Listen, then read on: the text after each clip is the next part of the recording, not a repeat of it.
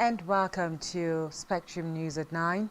I am Janice Cobham coming to you live from Uyo, the capital city of Akwa Ibom State, Nigeria. Let's take a look at the headlines. President Buhari writes Senate seeks confirmation of new NDIC board. TAF Media Group announces new TV frequency of 12733, says symbol rate remains the same. Plus, Israel court extends house arrest of Palestinian journalist. We'll bring you details of these stories and more in a moment.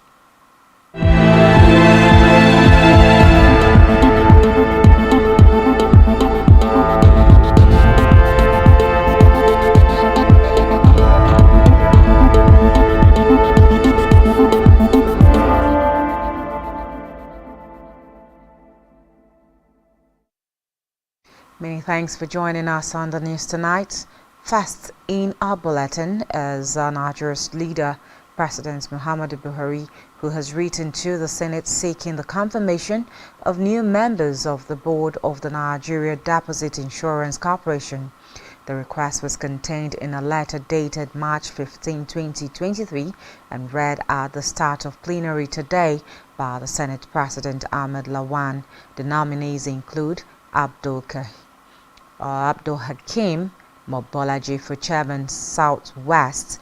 The members are Professor Osita Ogu, Southeast, Umar Jibril, North Central, Muhammad Haruno, Northeast, Yasmin Dalhatu, Northwest, Simon Oje, South-South, and Abimbola Olashuri, Southwest. Meanwhile, President Muhammadu Buhari has refused to assent to the Constitution Amendment Bill to summon the President and state governors. The Senate President Ahmed Lawan, who drops the hint during plenary today, lamented the refusal of the President to assent to the Constitutional Alteration Bill and 18 others. President Buhari had on Friday last week assented to 16 out of the 35 constitutional alteration bills transmitted to him for assent by the National Assembly. Informing the Senate in plenary on the presidential action, Lawan said out of the 35 constitution alteration bills forwarded to the President in January, only 16 were assented to. According to the Senate President, the most striking of the assented 16 bills was the 5th Alteration Bill number 6, which makes provisions for financial independence of state houses of assembly and judiciary. Lawan listed others to include those that dwell on power devolution in the areas of moving railway services, correctional centers, power generation and distributions from the exclusive list to the concurrent list.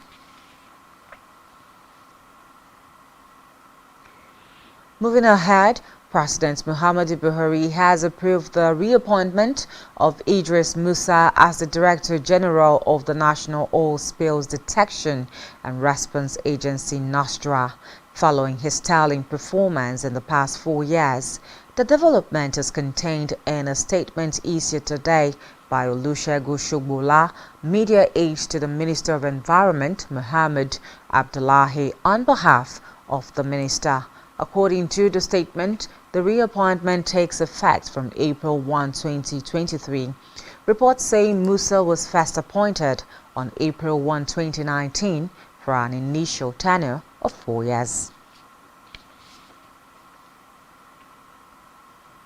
And elsewhere, Minister of Communications and Digital Economy, Professor Isa Pantami, disclosed that President Muhammadu Buhari had approved the exemption of the digital economy sector from 5% excise duties.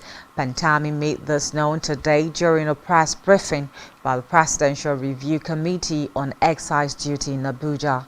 Recall that the minister had suspended the imposition of a 5% excise on the sector on September 5,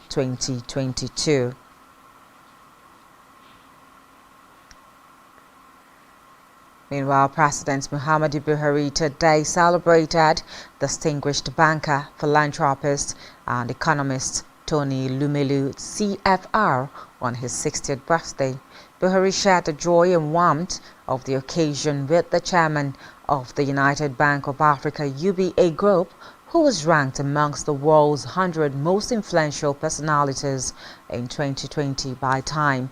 He felicitated with the chairman of the United Bank of Africa UBA Group on the milestone, affirming the honor and pride he has brought to Nigeria and Africa with his achievements, lighting the way for many to go through inspiration, mentorship and training with focus on raising a generation of entrepreneurs. This was disclosed in a statement by the Special Assistant to the President, Femi Adesina. Buhari joins family members, especially Lumelu's wife, Awele, in thanksgiving to God for all the resourcefulness and impact with a brighter future ahead. Buhari prayed for long life, good health, and wisdom for Lumelu.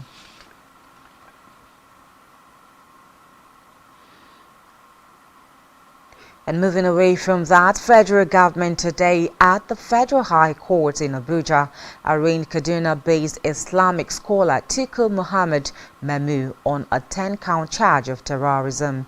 Memu, who has been in the custody of the Department of the State Service DSS since last year, was docked before Justice Iyanikwo for offences relating to a violent attack on the Abuja-Kaduna train in which several persons were abducted. Among other charges, he was allegedly accused of collecting sums of money in various currencies on behalf of terrorists from the families of victims of the train attack. However, Memu denied all the charges when read to him in the open court.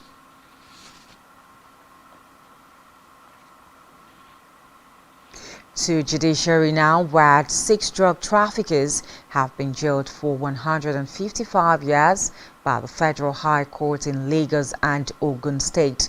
Their convictions followed their prosecution by the National Drug Law Enforcement Agency (NDLEA) on offences bordering on drug dealing, transportation and conspiracy to transport illicit substances.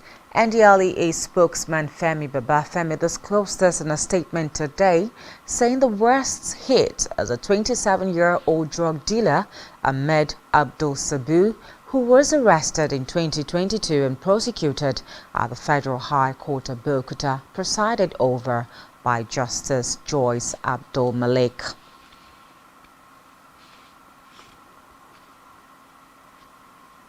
Into legislative matters now, where House of Representatives has urged the National Safety Investigation Bureau to investigate train accidents that have occurred in various parts of Nigeria recently, which have led to deaths and destructions of property. After observing a minute's silence in honor of the casualties of the various train mishaps today, the House urged the NSIB to investigate the causes of the various train incidences, while urging the federal government through the Nigerian Railway Corporation to provide measures to curb these unfortunate occurrences. The lawmakers mandated the relevant House committees to ensure compliance with the resolution and report back within 3 weeks. The resolutions were sequel to the unanimous adoption of a motion of urgent public importance moved by a member of the House from Akwa Ibom State, Onyema Idem, at the plenary. In the meantime, Speaker of the House of Representatives Femi Gbajabiamila says the conduct of the 2023 general elections has shown progress but is not yet perfect.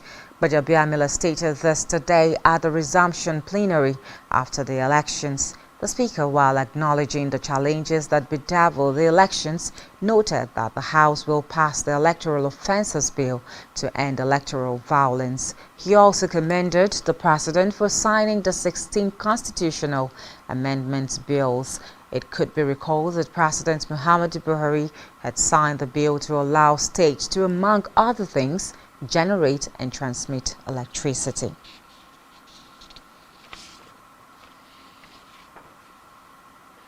In a related development, Minority Leader of the House of Representatives Ndudi Elumelu has congratulated the Governor-elect of Delta State, Sheriff Oborevori, and others so far declared on the platform of the People's Democratic Party (PDP) on their victory at the Saturday's governorship elections. Elumelu also congratulated Governors Bala Muhammad and Sheyi Makinde of Bauchi and Oyo State respectively, as well as Governors-elect of Akwa Ibom State Umoino and his Plateau State counterpart Caleb Muftwang on their success at the polls.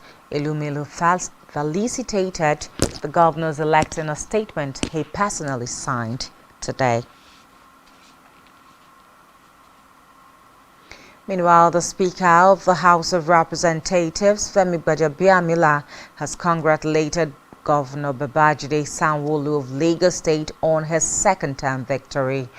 Gbajabiamila said the landslide victory that Governor Sanwo-Olu recorded was a testimony to his good governance and giant strides in Lagos State in the last 4 years. The Speaker was elated that Governor Sanwo-Olu had won a second-term mandate, which he described as the people's mandate. In a statement by his special advisor on media and publicity, Lanre Lasisi, in Abuja today, Speaker Gbajabiamila applauded Lagosians for their resilience and determination to see that Sanwo-Olu was returned. He urged the governor to be magnanimous in victory, advising him to consolidate on the achievements of his first tenure. On electoral matters, the People's Democratic Party (PDP) governorship candidate Dauda Lawal has unseated Zamfara State Governor Bello Matawalle in the 2023 governorship polls. The INEC Commission declared Lawal the governor-elect with a total of 377,726 votes after he defeated Matawalle of the All Progressives Congress (APC), who polled 311,976 votes. He was announced as the winner in Gusau, the state capital, in the early hours of today. Meanwhile, the Independent National Electoral Commission (INEC) has declared Kafas Agbu the winner of the Taraba State governorship elections. Agbu, the candidate of the People's Democratic Party (PDP), scored 257,926 votes to edge out the candidate of the New Nigeria People's Party (NNPP), Mohammed Yahaya, who polled 202,277 votes. In third place, the All Progressives Congress (APC) candidate Emmanuel Bachwa garnered 142,502 ballots. The state returning officer, Professor M.A. Abdulaziz, declared Agbu the winner today after finding his win in fulfillment of the requirements to be named the governor-elect. The PDP, having satisfied the requirement, has hereby declared the winner and is returned elected. Signed, M.A. Abdulaziz. Thank you for your time.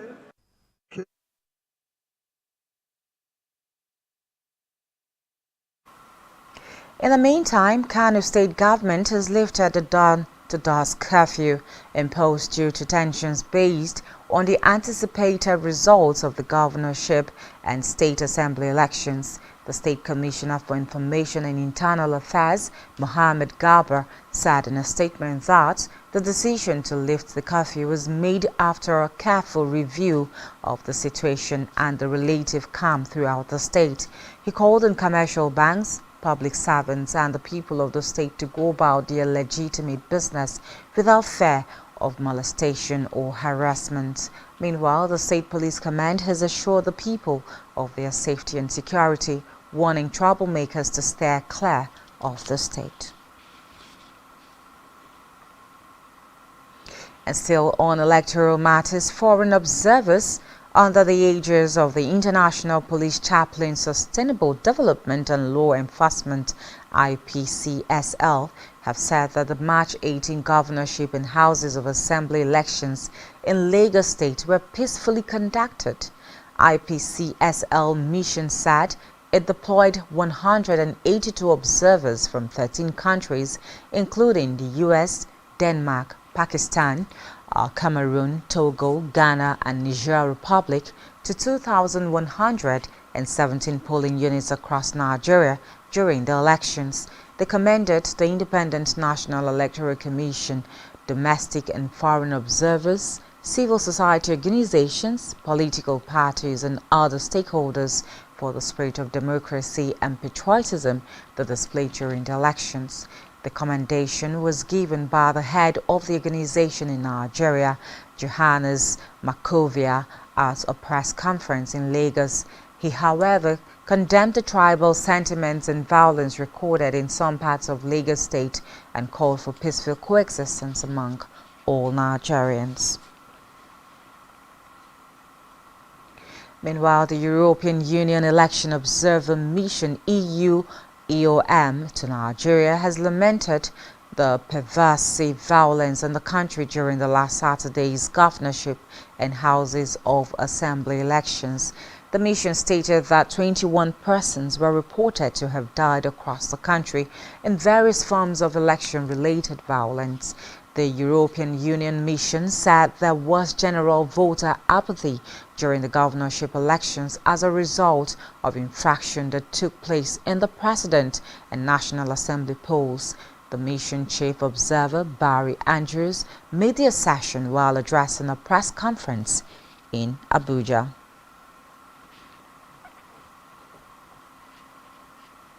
And elsewhere now, the presidential candidate of Labour Party, Peter Obi, has formally filed his petition to the Election Tribunal to protest the outcome of the February 25 poll.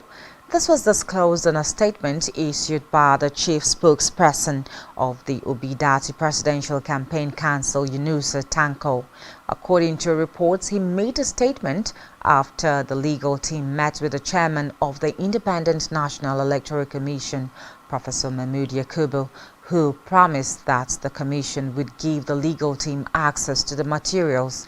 Obi's petition is coming 4 weeks after the 2023 presidential and National Assembly elections. And elsewhere now, President-elect Bola Tinubu has called on Nigerians to forget about the pains, disappointment and agony that trailed the 2023 general elections and create ample time for healing.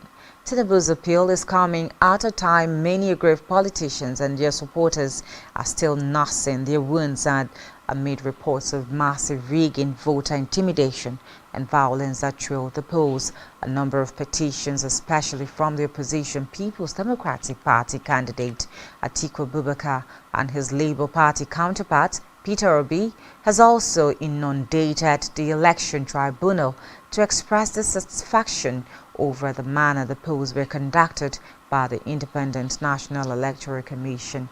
But in a statement issued today entitled "Elections Are Over, Healing Process Must Begin," Tinubu called for calm. While congratulating all the candidates-elect from the February 25 and March 18 elections, the former governor of Lagos State also praised the commitment of President Muhammadu Buhari, INEC, security agencies, observers, and civil society organizations. In a related development, Governor of Anambra State, Chukwuma Soludo, has congratulated Bola Tinubu on his emergence as the president-elect following the conclusion of the 2023 elections. In a statement he personally signed today, the governor also congratulated Tinubu's closest opponent for their courageous and impressive outing. Soludo, who had in the past called for the release of the leader of the indigenous people of Biafra, IPOB, Nnamdi Kanu, also appealed to Tinubu to release the Biafran agitator immediately after inauguration. While commending INEC for the successful completion of the general elections, he noted that they must continue to reform and strengthen electoral processes and citizens' political participation as they march towards a more perfect system.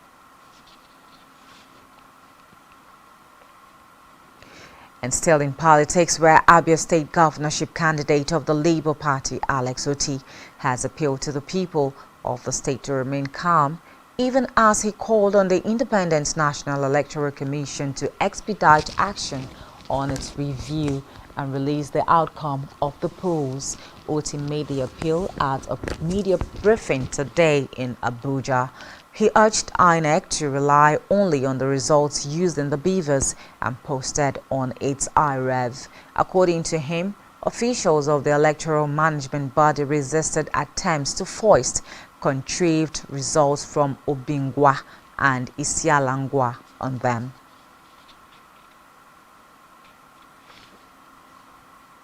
And back here, Taft Media Group, owners of Planet 101.1 FM, Tangsio 102.7 FM, and Spectrum Television, has announced its new TV free-to-air frequency to be 127733. According to the media group, the symbol rate of 3500 and the polarization V remains the same. Viewers are advised to rescan their free-to-air decoder from Saturday, March 25 to tune into the new frequency.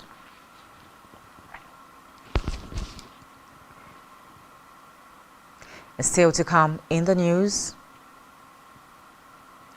CBN increases interest rates to 18%. Still stay with us.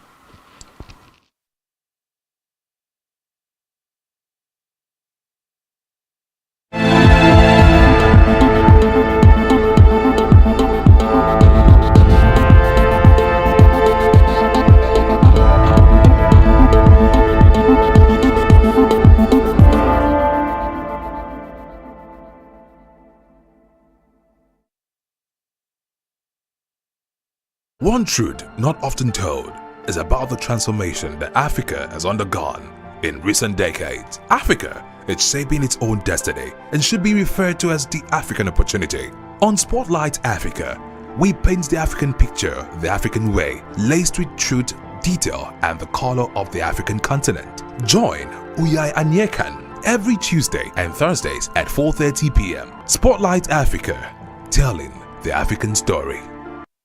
Nigerian police, which is the only one allowed by grossly abuse. Our governors have to share police powers with the president as stipulated by the constitution. We do not have a federal government police force. We have the Nigeria police force, which shall be administered, organized, and supervised by the Nigerian police. No, my lord, I want to say something. I want to say something here. Perhaps it might also enlarge the scope of people who should be invited here for examination. My lord, if we cannot find those who literally murdered Abiola, who are those people who could be said to be the beneficiaries of the death of Abiola? Rogers has linked you with some of the killings he did. He never did. He linked you with the attempted murder of Hebrew. He did not. My lord, the matters council is leading the evidence in our matters. Is this an adversary proceeding? It's not, my lord, but you can't be talking about cases which are in court, Is this an adversary proceeding? It's not, my lord. These cases are in court, my lord. I'm just reminding your lordship.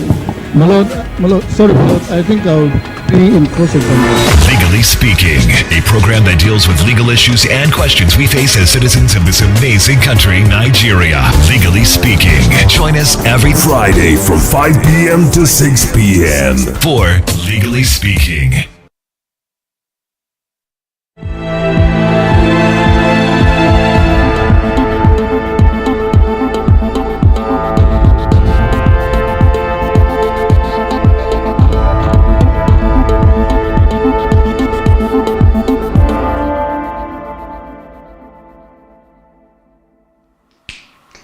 Many thanks for still being there. Now to the rest of our stories.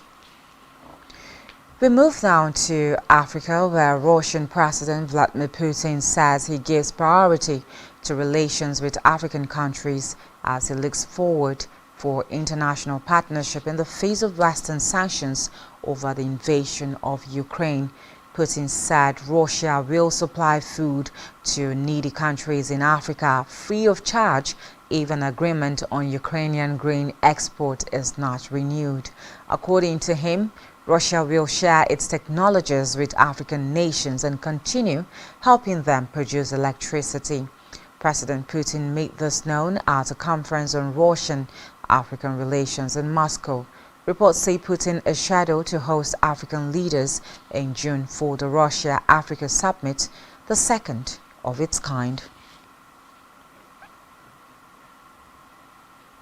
And still in Africa now, where more than 400 rebels in Chad were handed life sentences today following the deaths of former ruler Idris Deby Itno, who was killed in 2021. According to the prosecutor for the capital, N'Djamena Mohamed El Hajj Nana, after a mass trial, they were sentenced for acts of terrorism, mercenarism, requirement of child soldiers, and assaulting the head of state. He did not give a detailed figure for those jailed, saying only that more than 400 were sentenced to life, while 24 other defendants were acquitted. Reports say the trial opened last month behind closed doors at Kelsum Prison, 20 kilometers southeast of the capital. In early 2021, the country's main rebel group, the Front for Change and Concord in Chad, FACT, launched an offensive on the north of the country from bases in Libya. Meanwhile, Kenya has received about 30,000 metric tons of wheat from Ukraine to help families affected by drought and famine. The donation is part of Ukraine's humanitarian program. Deputy President Rigathi Gachagua, who received the shipment, said the donation will go to at least 5.4 million Kenyans who are facing starvation. The UN's World Food Program has supported the delivery. The donation also has been financed by several countries, including Norway, Belgium, Italy, the Czech Republic, and the United Kingdom. Meanwhile, the program has delivered more than 140,000 tons of wheat to African nations since November 2022.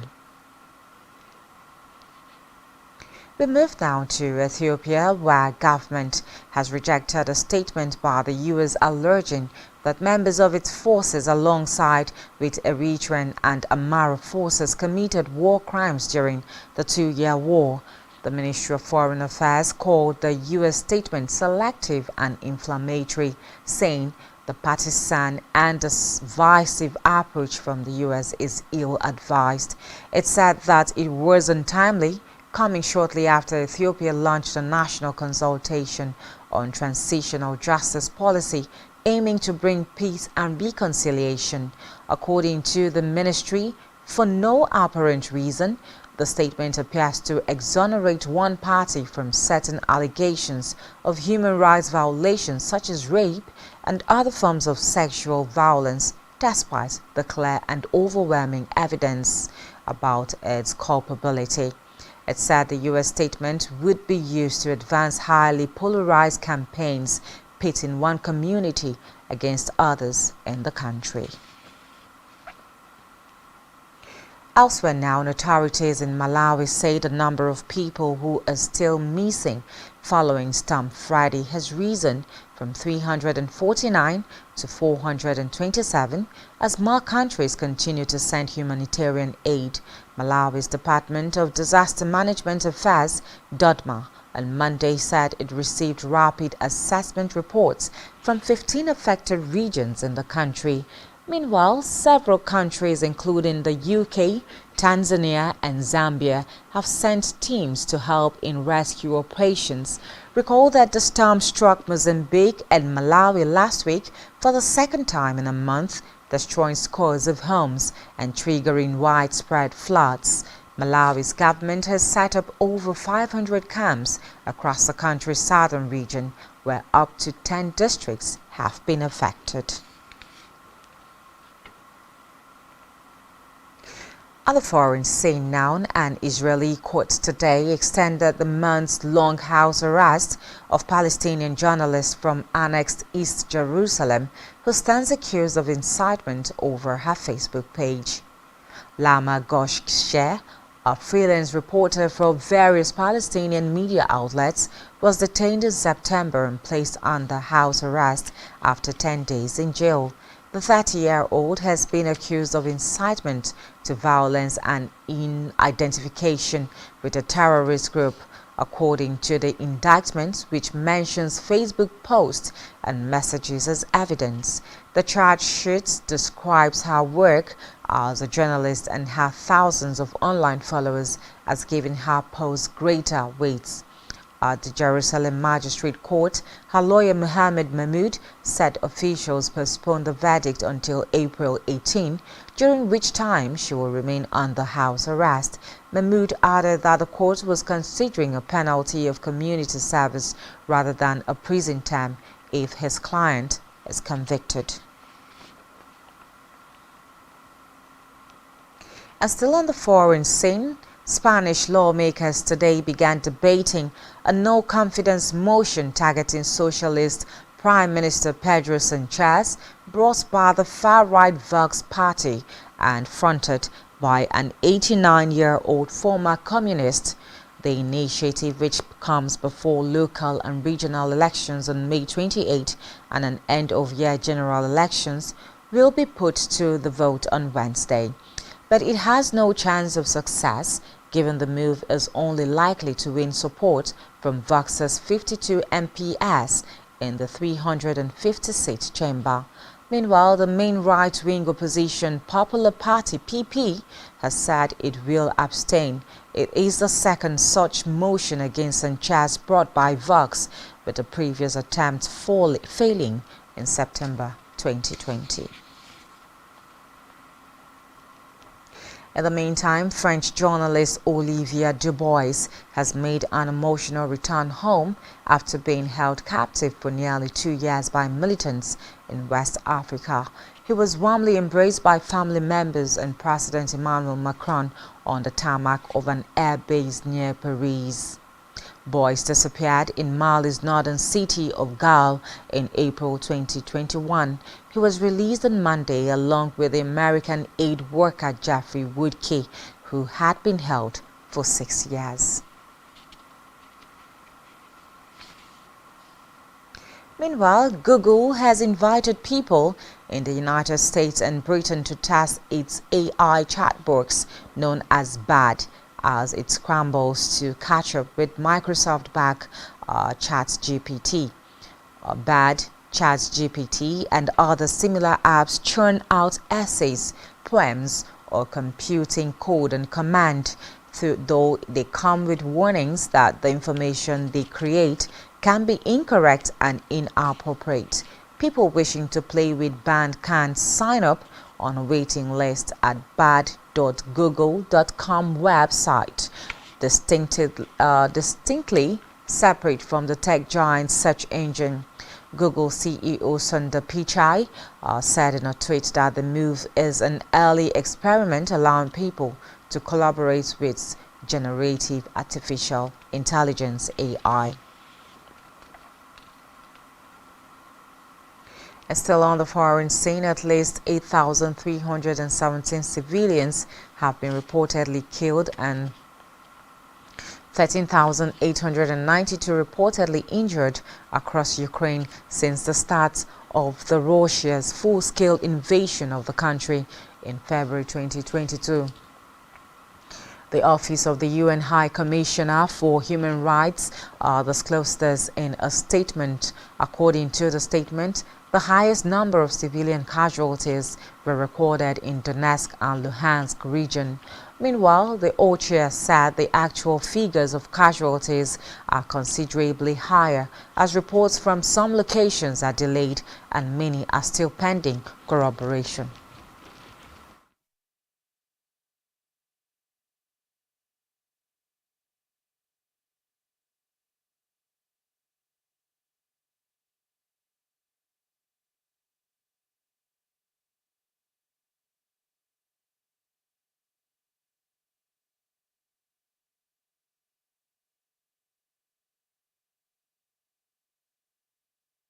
In the meantime, an explosion in the north of annexed Crimea has destroyed Russian missiles being transported by rail.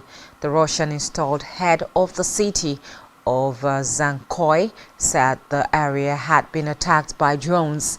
Ukraine announced the explosion, but, as is normal, did not explicitly say it was behind the attack. Reports say if confirmed, it would be rare foray by Ukraine's military into Crimea, which has since been annexed since 2014. In business, Central Bank of Nigeria's Monetary Policy Committee has voted to increase the benchmark interest rate by 50 basis points to 18%. This was disclosed by CBN Governor Godwin Emefiele on Tuesday while reading the communique of the second MPC meeting. He said the committee also pegged the liquidity ratio at 30%. The tightening of the rate, according to the Apex Bank governor, is expected to curtail inflation, currently put at 21%. And still in business, power generation companies GenCos have listed some issues affecting operations and investors in the Nigerian electricity supply industry. NESI, Executive Secretary of the Association of Power Generation Companies, Joy Ogaji, in an interview said government should resolve the gas supply challenge that has been hampering power generation, make foreign exchange accessible, and ensure adequate risk protection mechanism for GenCos against breach of contracts. She also solicited government intervention to resolve all interface issues between distribution companies DISCOs and Transmission Company of Nigeria TCN, enhancement of increased capacity utilization, security of power facilities from increased commodities, communities' hostility, and resistance to payment for electricity. Ogaji noted that failure to resolve these issues will discourage would-be investors in the sector. And still to come in the news, Oyede releases Nigeria's list for Lagos. Tony, just stay with us.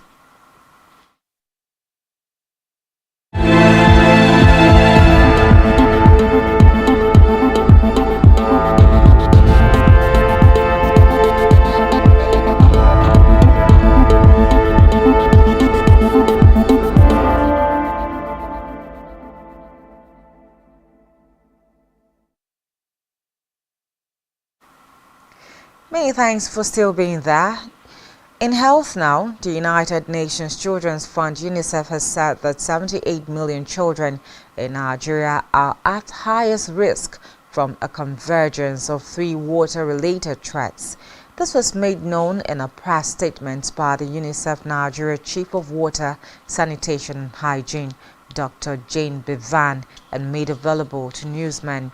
The statement released ahead of the UN 2023 Water Conference in New York from March 22 to 24, 2023, co-hosted by Tajikistan and the Netherlands, called for urgent action to address the water crisis in Nigeria.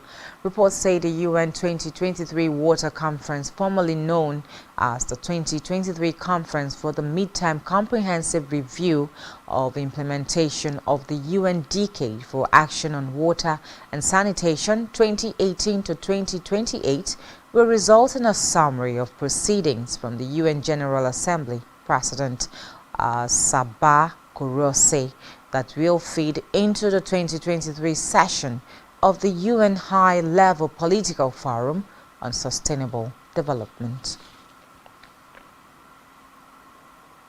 And still in health now, the Director General of the World Health Organization, WHO, Dr. Tedros Ghebreyesus, has urged countries to work together to prevent future epidemics and pandemics.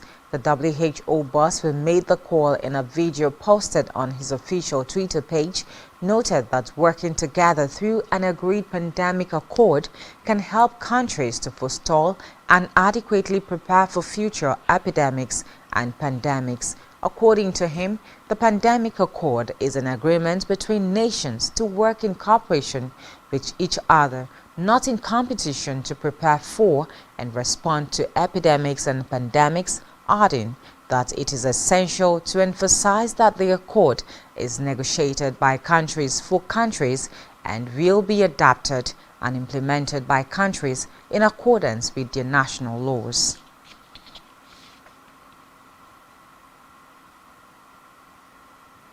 And it's now over to Isaac for latest sports stars.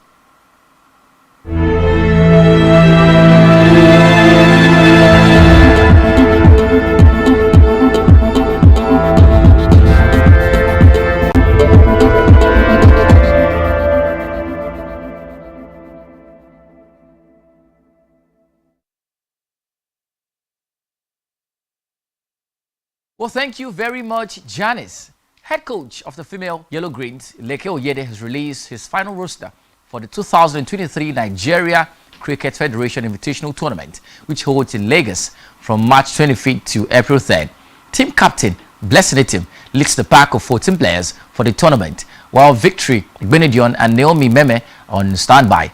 Teenage sensation and NCF Under-17 Championship product Lucky Peti, who is the first female in Nigeria to score a century in any format, is also included following exploits at the ICC Under-19 Women's World Cup qualifier in 2022, where she recorded the fastest century with 42 balls.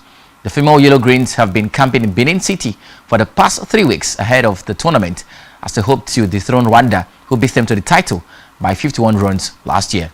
Rwanda, defending champions of the tournament, will face Ghana later on the first day of the event. Debutant Cameroon battle host Nigeria on March 28th for the first match of the tournament, while Ghana square up against Sierra Leone for the second match of day 2.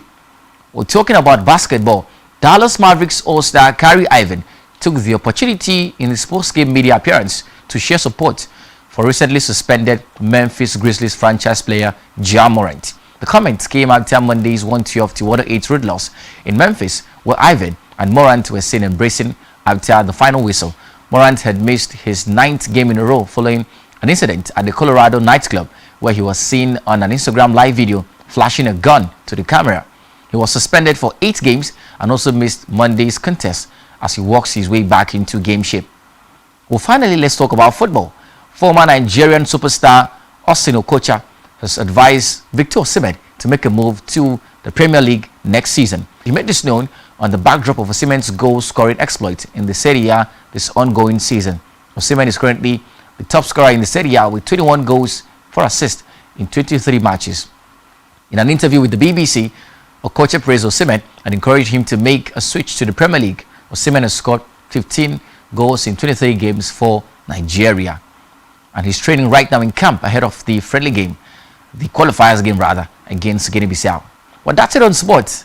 I am Isaac. Well, back to you, Janice. Thank you so much, Isaac, on that sports update. We move now to entertainment news, where Nigerian stand-up comedian and United Nations Global Eminent Diplomat for Peace advocate Francis Agoda, also known as Agodai, has penned a congratulatory message to Delta State Governor-elect Sheriff Oborevori on his victory at the polls on Saturday, praying for unequal development. Agodai made the message available to newsmen as well as on his Instagram page.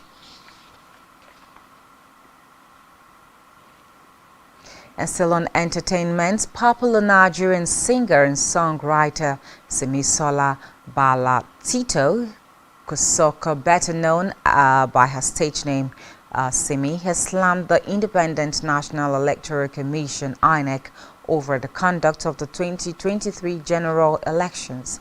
The singer feels that the electoral process was disappointing and did to level up to the 300 billion naira used in conducting the elections. Simi further slammed Nigerian youths, especially those who have made themselves tools in the hands of desperate politicians, reminding them that the politicians only care about themselves.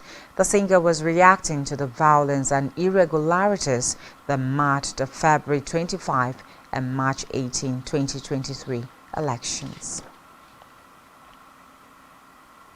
Meanwhile, pop star David Adeleke, popularly known as Davido, has announced the title and release date of his album today, following his social media comeback. Davido has not been on social media since his son Ifeanyi passed away in October 2022, with the exception of a brief return on December 18 and 19, 2022, before and after he celebrated a performance at the FIFA World Cup 2022 in Qatar. And lastly tonight, Egyptian actor Mustafa Hahish has been quoted by several Egyptian outlets as saying he does not believe that women should work and that it is better for them to stay at home to take care of their children. The remarks created a row on social media, especially amongst some prominent pundits. Writer Ibrahim Issa said that women were qualified to lead a country. Meanwhile, media outlets also highlighted remarks made by President Abdel Fattah al-Sisi during a ceremony marking International Women's Day, including his belief that Egypt's women deserve greater representation at all levels of public life and for progress towards equal pay.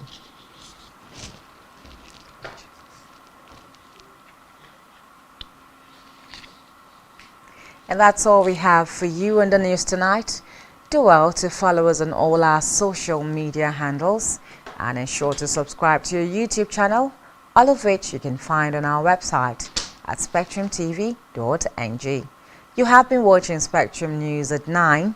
My name is Janice Cobham. Do have a good night.